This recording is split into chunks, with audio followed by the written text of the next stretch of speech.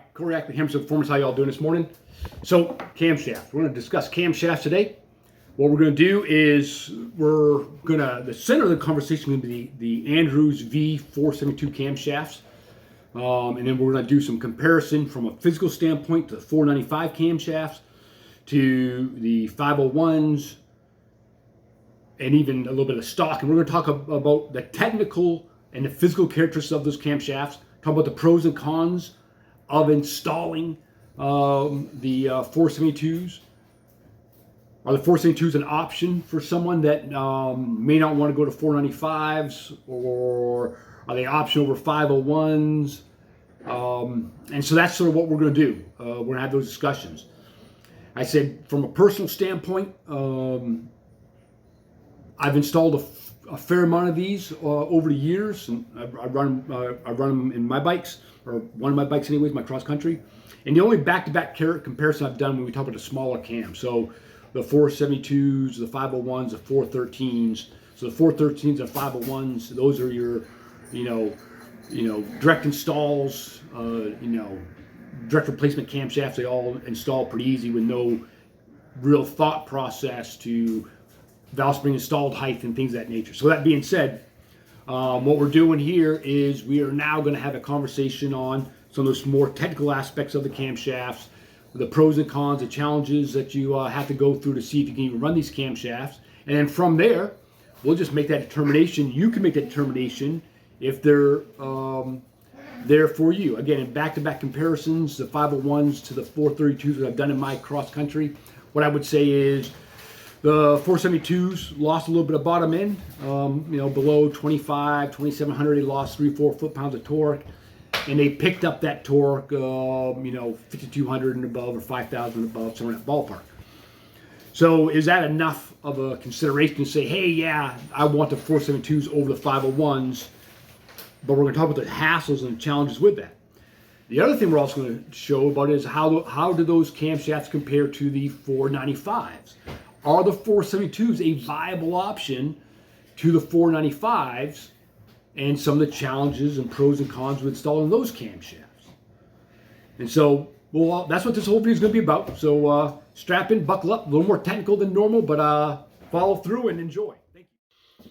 All right, so what we're going to do today is, as discussed, we're going to talk about camshafts. In particular, we're going to talk some of the unique things about the Andrews V472 cams, and some of the unique things that the cam does from a design standpoint. All right, so what we have right here, we have three camshafts here. This is a set of Lloydz 501s, the DR cams. We have a 495 cam. This is S&S. Now this is the small journal camshaft for the 08 and prior cam carriers on the V9, on the Victories. And then lastly, we have the Andrews 472s. So a couple things, right? So whether you're running the HPT cams, or if you're running the 495 cams, both those camshafts require a couple modifications. One is there is clearancing of the cam carrier that we have here. And so basically this gets machined here, and I'll provide another picture here. And that allows the camshaft to slide in, because the lobes are the duration and the lift of the lobes requires that to be fit. And then also you'll have to grind off the pads here so that the exhaust rocker arm right here clears the intake lobes on both the 495 and the HPT cams, right? So how does the 472s get away with that? They don't require cam carrier modifications, even though spec-wise they're pretty close to the 495 cams.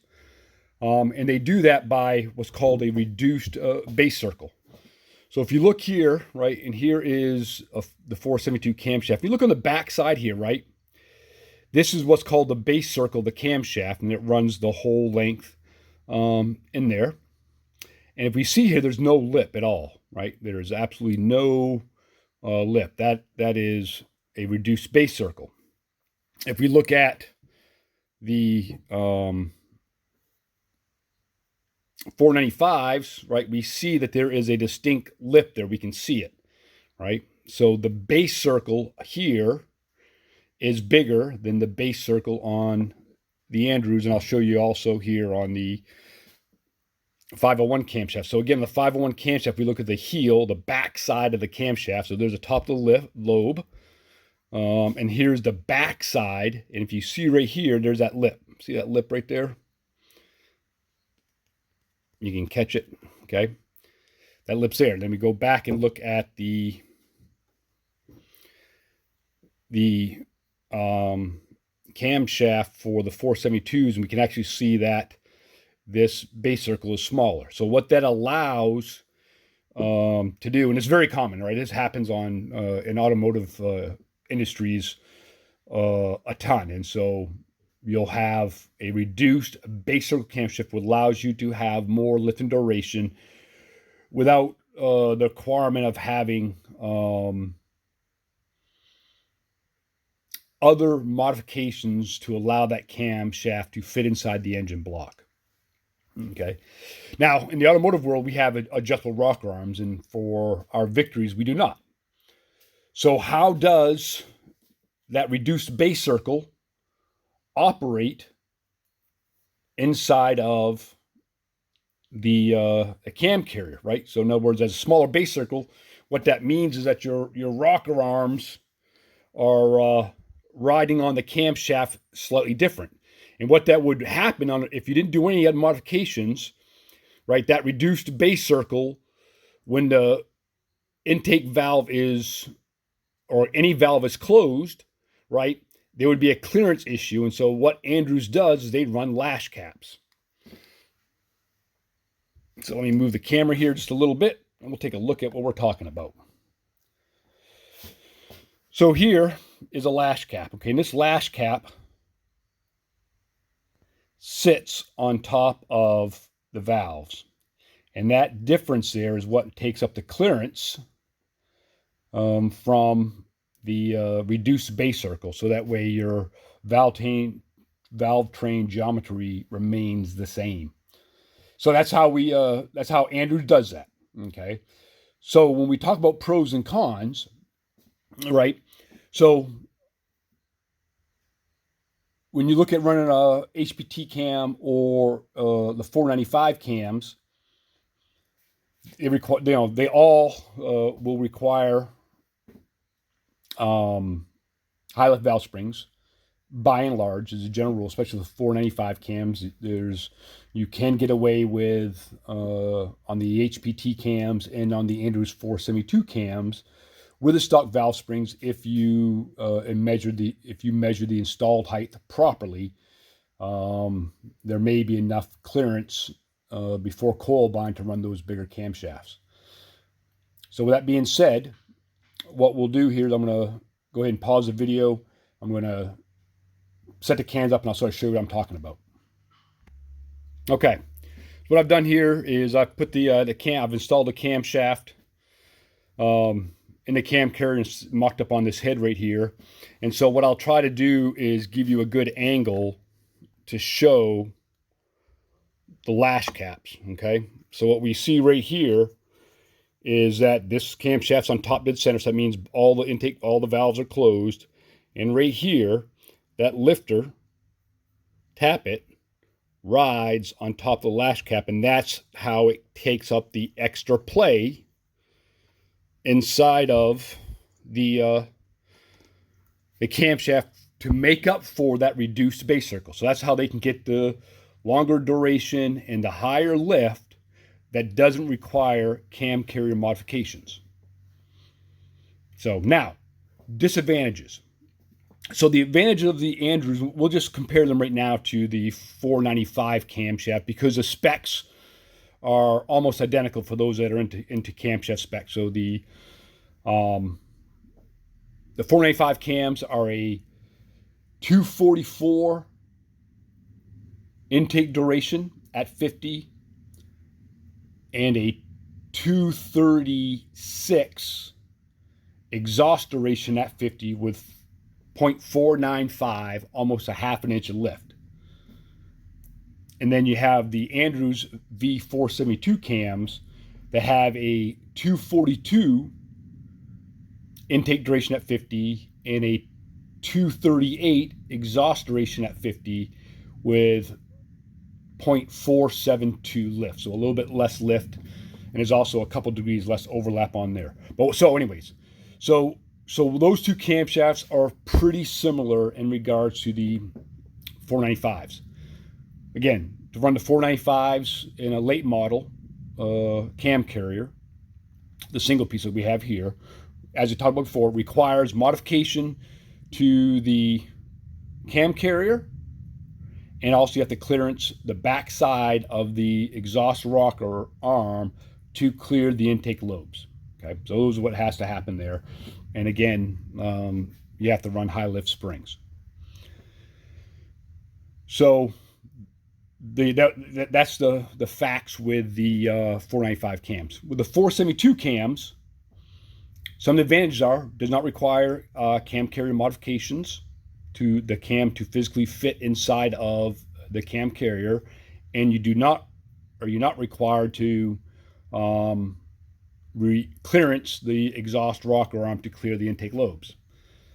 The disadvantage, and if you can measure installed height on your all 4 or all 8 of your valve springs, if the installed height has the right clearance, then you can also run these on stock springs.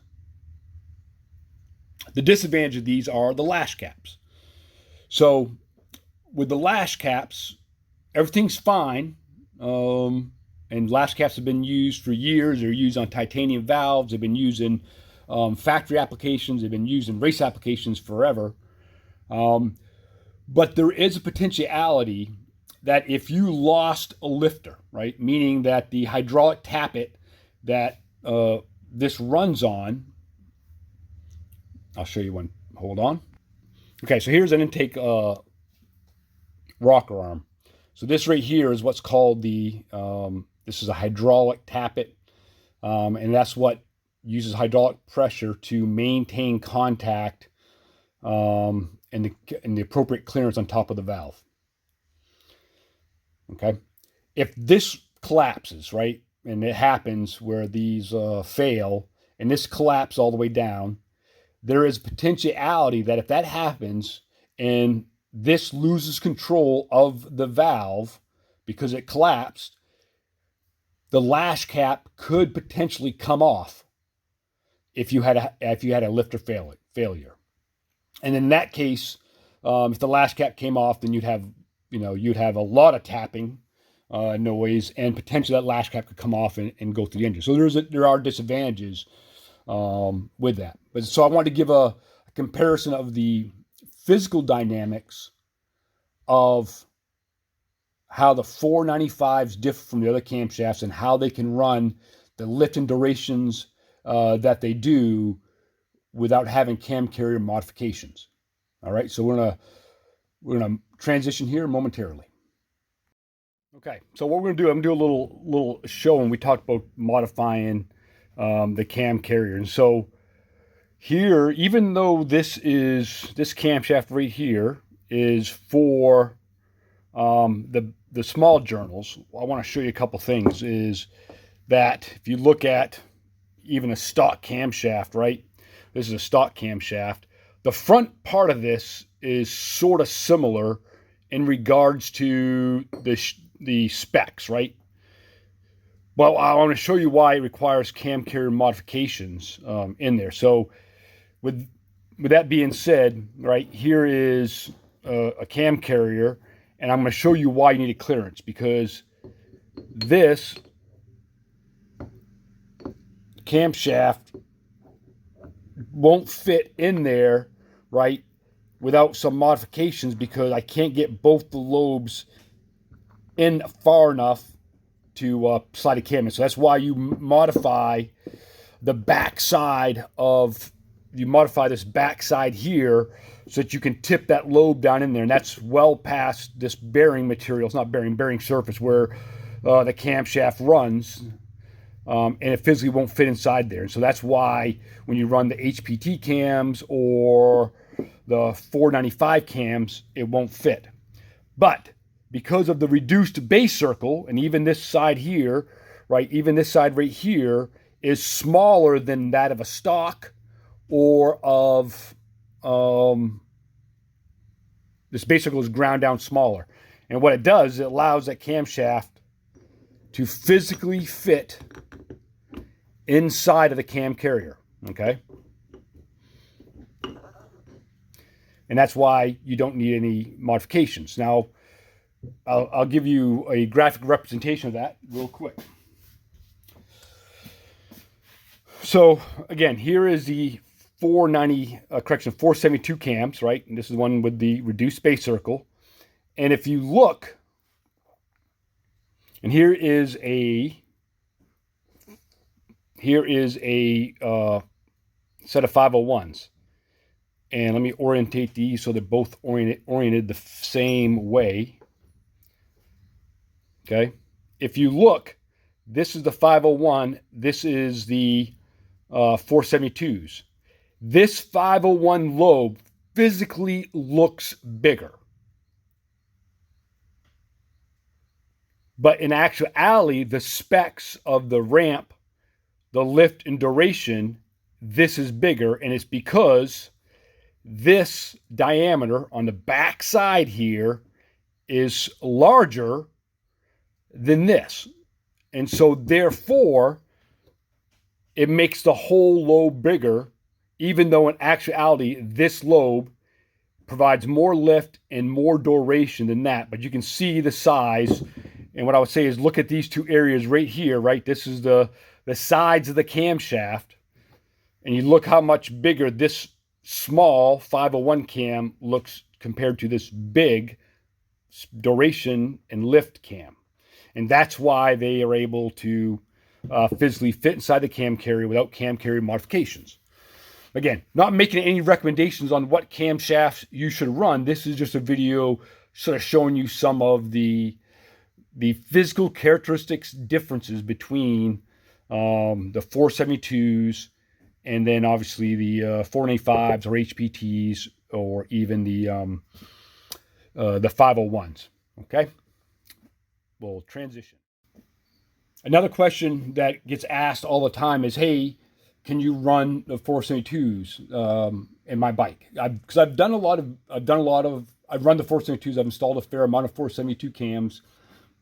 And the question I'll get is, hey, can I run these instead of the 501s, or can I run them on stock springs, whatever the case may be? And that is what I call a game day decision.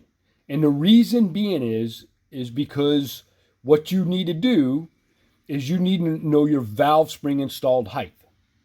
The valve spring installed height is measured from here. There's a metal valve seal retainer that rides underneath the valve spring. And what that does is retains the valve seal, but it also keeps your spring from riding just here on the aluminum. So this spring rests on a little steel shim versus riding here in your aluminum, which would just tear it up.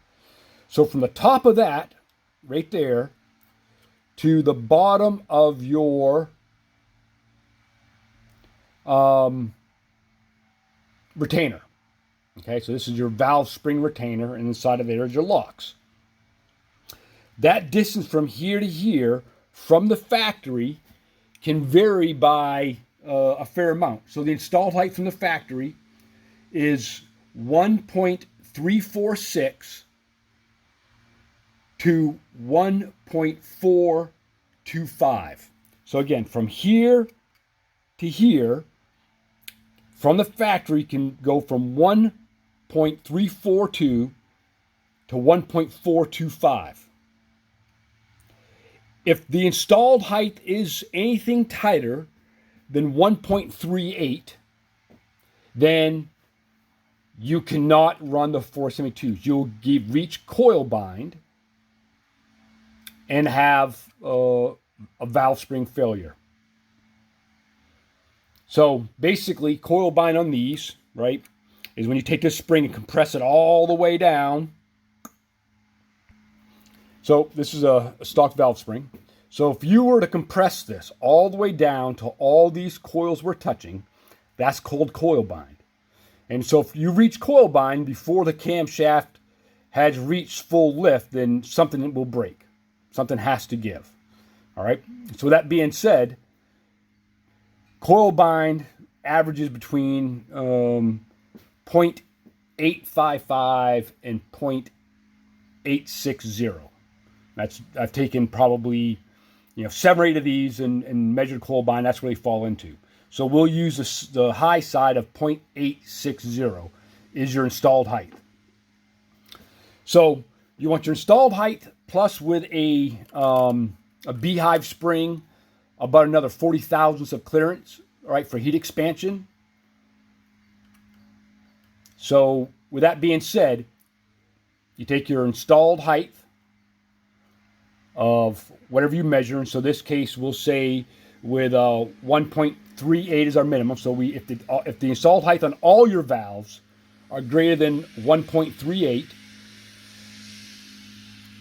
installed height, minus your coil bind, 0.860, minus your clearance of 0.04,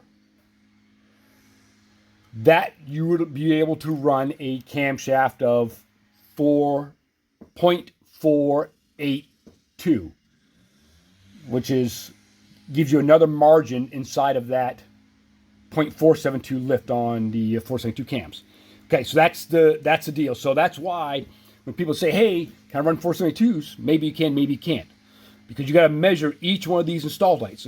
So you do that before you buy your camshafts. If you wanted to run a 472 cam on stock springs, you measure all those, and then once you determine your minimum installed height on the least one. So if you have 7, all 4 of them, 7 are over 1.38, and 1 is at 1.37, then guess what? You cannot run the 472 cams, because you'll get coil bind on one of these. Okay, so that's a discussion that is important to hear about, because that is a driving factor on whether you can run the 472 cams on stock valve springs. Okay, so I just wanted to provide that clarity, and we'll wrap this thing up. Hey, all right. So I hope you guys learned something. Hope that has some value of you. And basically, it is, when you talk about camshaft selection, you talk about any performance build. It's really what you're trying to get after, what are your goals, how do you ride. And then, the last part of that discussion is, how do I get there? And so now you should have a better understanding about the V472 cams, and some of the pros and cons with those camshafts as it applies to running them, if they're an option to run in your Victory. So could you run them in place of or in lieu of a 413 cam or a Lloydz 501 camshaft? If they maybe meet your performance goal a little better, well, maybe you can, but you got to check the valve springs. Oh, okay. So if I can check the valve springs and I was going to run a 495 cam, would the 472 cams be a good replacement because it doesn't require cam carrier modifications? Maybe that. Also, the last piece would be, okay, now what are the pros and cons with lash caps and those other things? So I think those are the things that we want to sort of highlight today. Hopefully you guys enjoy it. Appreciate it. Remember, like, share, subscribe. Thank you very much.